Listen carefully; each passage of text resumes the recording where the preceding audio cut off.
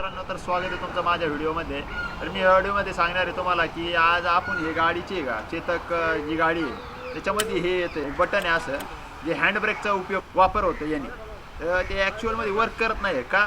आता समजा आपण हे असं लावलं हँडब्रेक, तर असं लावलं आपण तर ते ॲक्च्युअलमध्ये गाडी जरी चालू असेल तरी ते पुढे जाते. मग याचा उपयोग काय नाही आणखी. आता मी गाडी घेतलेली झाले 22 नोव्हेंबरला मी गाडी घेतली होती आणि आज तारीख आहे 5 तारीख आहे. आज 5 तारीख आहे तरी मग आता गाडीचा ब्रेक पण ढिल्ला झालेला आहे, जास्त अर्जंट पण लागत नाही.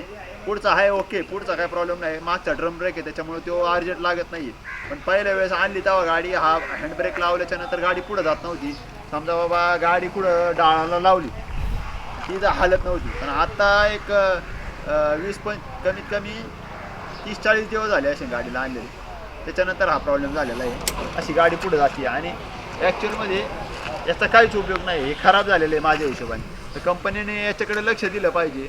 ड्रम ब्रेक आहे ना व्यवस्थित नाही का प्रॉपर, कधी पण ब्रेक असा कमी जास्त नाही झाला पाहिजे असं मला वाटतं. त्याच्याकडे लक्ष दिलं पाहिजे. तर तुम्हाला कसं वाटतं हा हँडब्रेक ॲक्च्युअलमध्ये वर्क आहे की नाही आहे?